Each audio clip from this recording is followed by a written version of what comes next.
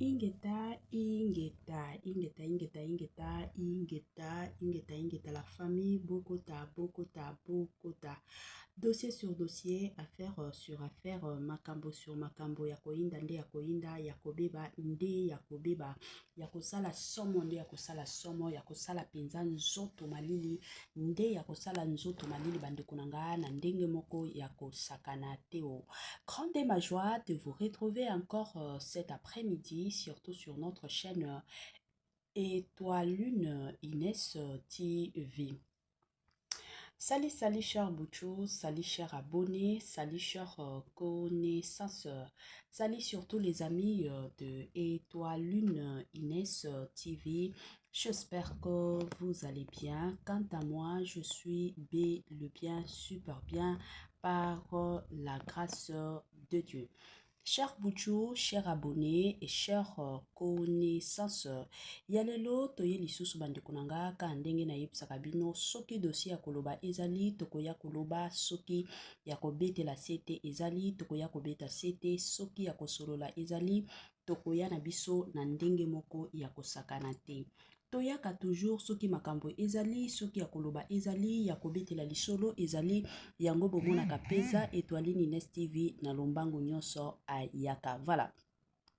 Toza a na dossier ya Mama Sandra Mbouyi, toza a na dossier ya la servante de Dieu Mama Sandra Mbouyi.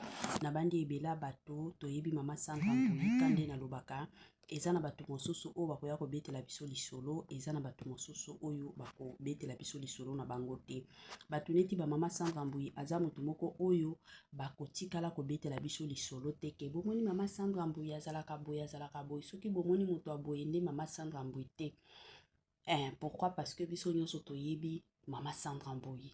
La famille ya pasi pe mawa, la famille ya mokili penza mawa te, ya famille ya kobangisa. Avant ya kokota na mozindo ya dossier wana, ya situation pe ya circonstance, et kozala malamu na ya nano ko sensibiliser bandeko nyonso et ya sika.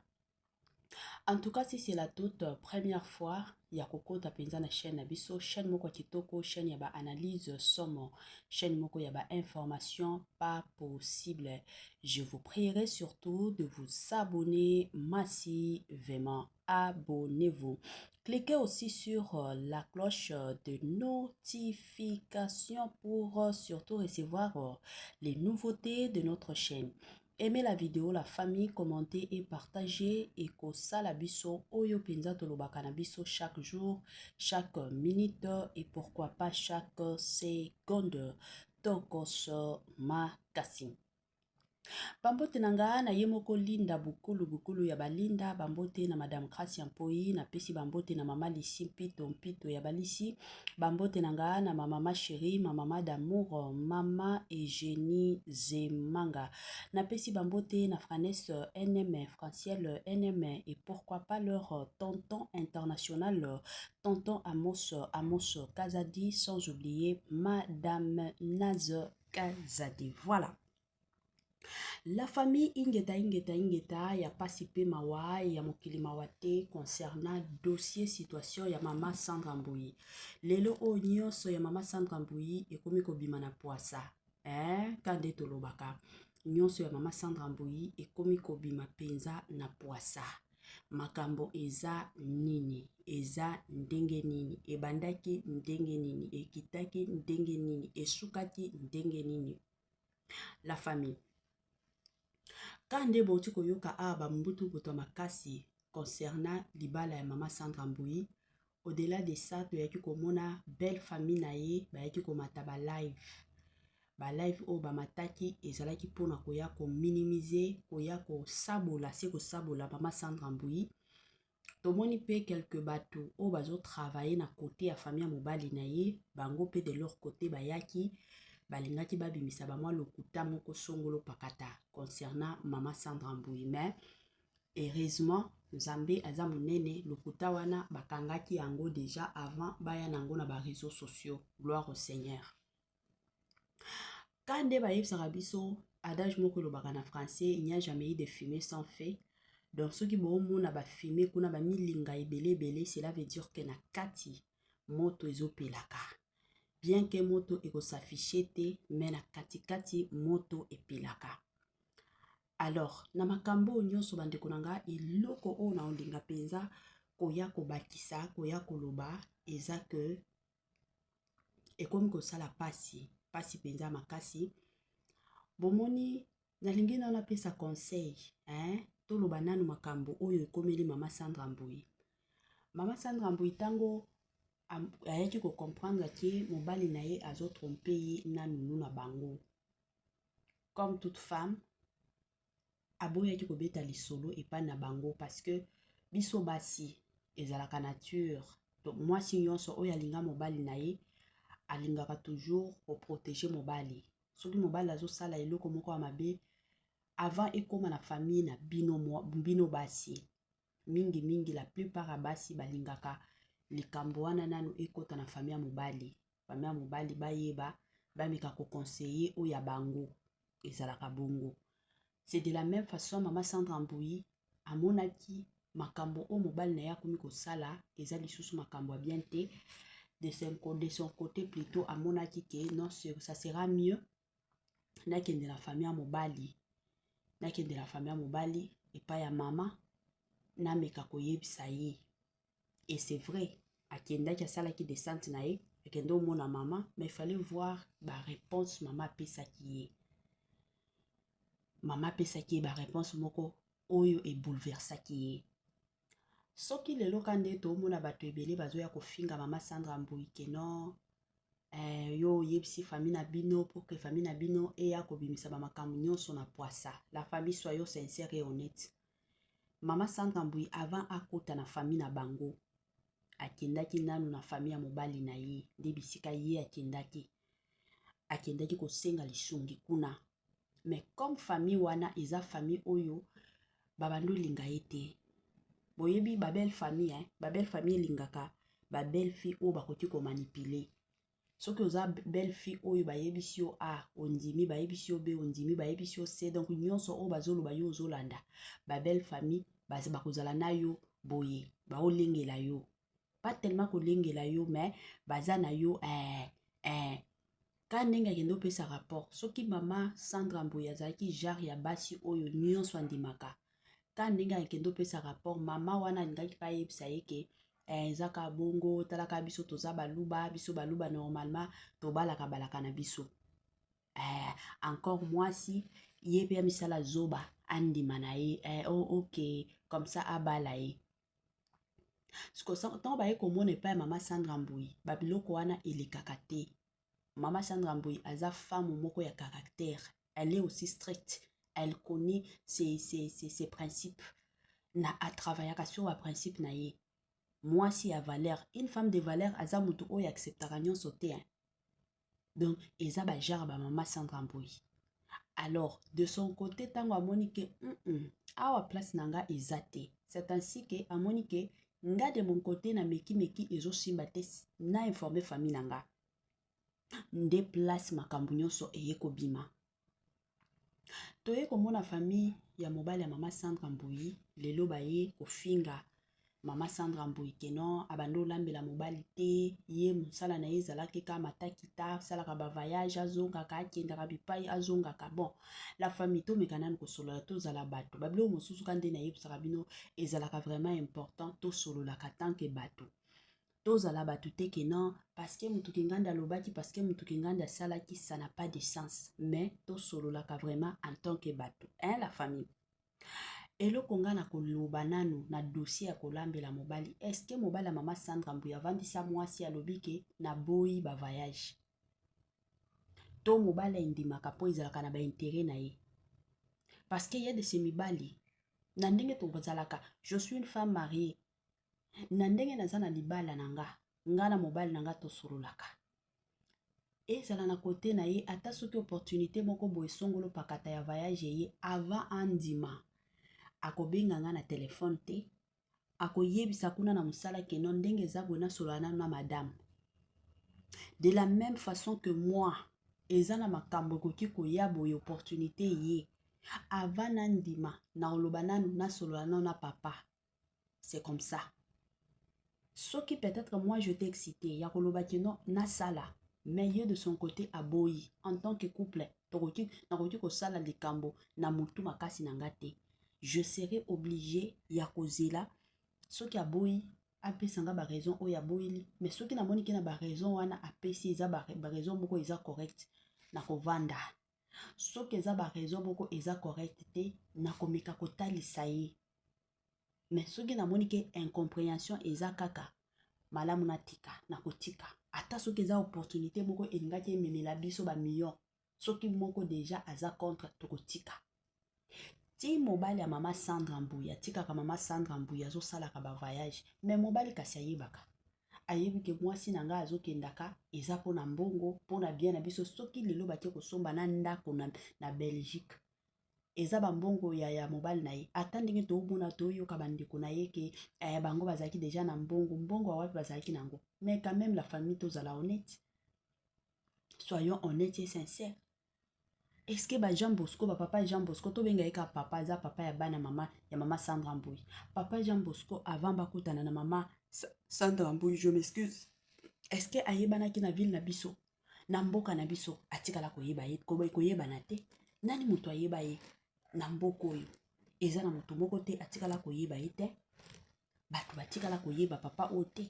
Ebele ya biso nyonso toye koyeba papa Jean Bosco na tango ayeki kobala mama Sandra Mbuyi. Et pour votre information, nini jumeau na ye abalana na mama Lydia Nseya. Mais bato batikala koyeba ta mobali na ye te. Batikala koyeba te ke mobali ya mama Lydia Nseya azalaka jumeau. Bato batikala koyeba te.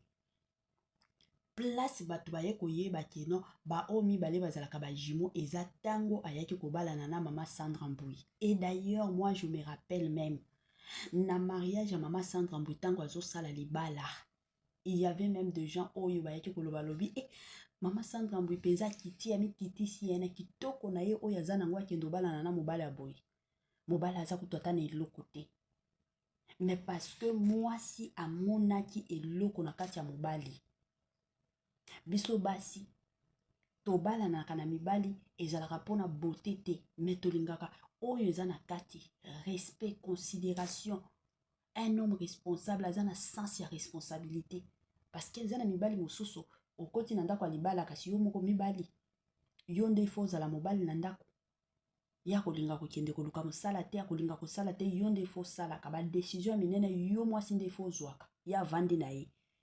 Ba makambo minene ezoya ye arekile na yo azotindika yo liboso. Bato bafinga mama Sandra Mbuyi pona mobali na ye oyo aza na eloko te, aza kutu kitoko to mataki kitaki. Mais mama ya bato akanga matoi abalana na papa Jean Bosco. Mais lelo oyo to kamwa ça me dépasse. Oya famille ya mobali zo ya koloba kenon et d'ailleurs azaki na bambongo na ye na église na ye. Est-ce que église ya papa Jean Bosco boyeba yango? Soki lelo eza na bato bakendaka na église wana, soki lelo na bana mosusu bakomi kopambwama na église wana, c'est parce que toza na bato ba mama Sandra Mbuyi aza na église wana, bato bazokende olandaka mama Sandra Mbuyi. Ezaka pasi pe mawe. Bino famille ya papa Jean Bosco bozala na soni. Bozala penza na soni ya makasi. Bomoni ndenge bomoni mama Sandra Mbuyi avandi kimia. Bino pe de votre côté bolingaki bovanda kimia. Makambo ate bimi ndenge ni na ba réseaux sociaux. Une fois kaka famille moko kaka ye ko répondre, c'est fini, bofungoli ba porte. Bopesi matière. Et toyebi déjà que ce que zaki famille mama Sandra Mbuyi mataki ba live. Tolingaki toloba nzoka mama Sandra Mbuyi azama betala bazoya ko défendre. Mais oyo déjà ebimisi famille na bino que non boza famille moko mabe. Boza na comportement mabe. Boza mabe. Bablo mosusu photo lobaka boza mabe. Famille ya mama Sandra Mbuyi boza penza mabe. Na kombo na Yesu boza famille ya mobali ya mama Sandra Mbuyi boza penza mabe. Ezo sala pasi, bino pe mibali boza mitema mabe. Ata kutu basala kango kindumba, okende ko expose na vie ya bana na bino obobota. Okende ko expose vie na bango na kindumba na bino. Yango nini bolukaka? Soki ezaka pona nzoto zolukela mwasi, me vandisa mwasi. Loba mama, oui bien sûr na bala yo. Osunga musala na yo esunga biso. Talakutu. Mais pour le moment, nzoto na nga ezokoka lisusu te ozalaka mosika na nga. Papa Jean Bosco otomona ye tango makambo ebima ya majabu ke majabu oyo eza makambo ya kindoki majabu emataki ekitaki tomona mobali na ye ayaki kosala video mpona koloba keno ye akosupporte mwasi na ye mpona mosala azosala na majabu mwasi na ye akokontinue alobaki yango. Cela veut dire que ti ba voyage mama Sandra Mbuya bando osala ya majabu son mari était d'accord ayebaki. Mais soki omoni ke okomaki na niveau moko nzoto na yo posa nzoto soki nzoto ebandaki lisusu kosupporte absence ya mwasi na yo te mais aza mwasi na yo obalaki ye pona yango wana. Vandisa mwasi solola na mwasi lobela mwasi keno nakokoka lisusu ba voyage milai te mama naza na besoin na yo ozala wana soki naza na posa na yo nazala na posa. À ce qui concerne la nourriture, ayebi kolamba te. Est-ce que aussi ovandisa mwasi na yo keno à partir d'aujourd'hui na boyi kolia biloko ya mwana musala na kobandolia biloko oyo yo lambi na génération ya lelo oyo toyebi ke basi mosusu bayebi kolamba te mais na génération ya lelo facilité ya makasi ezali ba YouTube ezali place bazo lakisaka basi ndenge nini na kolamba bazolakisaka nga oyo naza boye eza na babiloko mosusu na lambaka ba Nigérien na kovandaka boye na YouTube namoni mwa recette moko boye ya ba Nigérien na tali na lobi pe biloko na biso ya ba Congolais toliaka na lambango na ndenge ya ba Nigérien yo wana okotika na YouTube olandi ka ba étape nyonso okolamba toliaka lelo oyo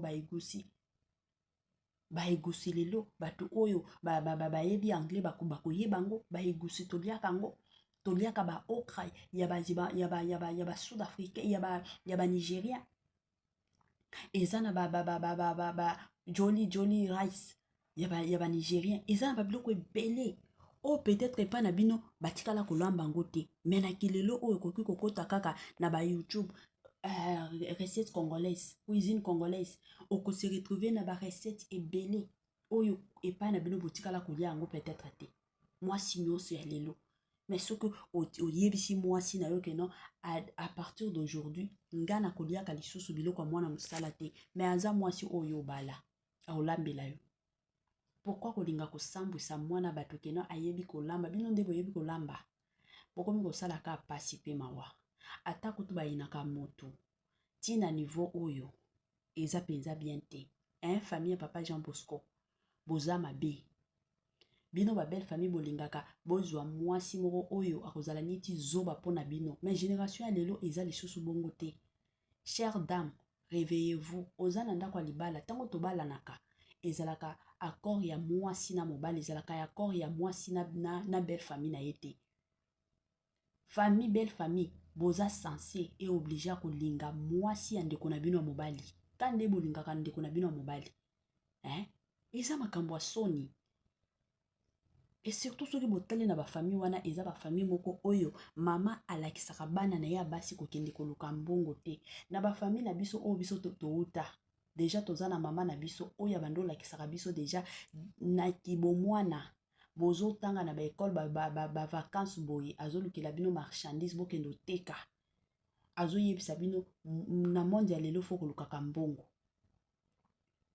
bozo isilisa ba classe azotinda bino ke bolukaka misala bokoti na bandako ya mabala chaque jour azotindela bino ba audio bokende kosala botikaka mibali na bino basala te bokende kosala eza pona bien na bino santé na bino eza pe na besoin bolamukaka na tongo kindaka musala siko na ba famille neti ya biso ata lelo sokande naza na ba belle sœur na nga mibale ya basi na kosambwisa bango pona nini na ko maltraiter bango pona nini nga moko na yebi koluka mbongo na nga bakozala na bango à l'aise bino ba belle famille moko ya nzala boza famille en tout cas belle famille ya mama Sandra Mbuya bokende koluka mbongo botika nzala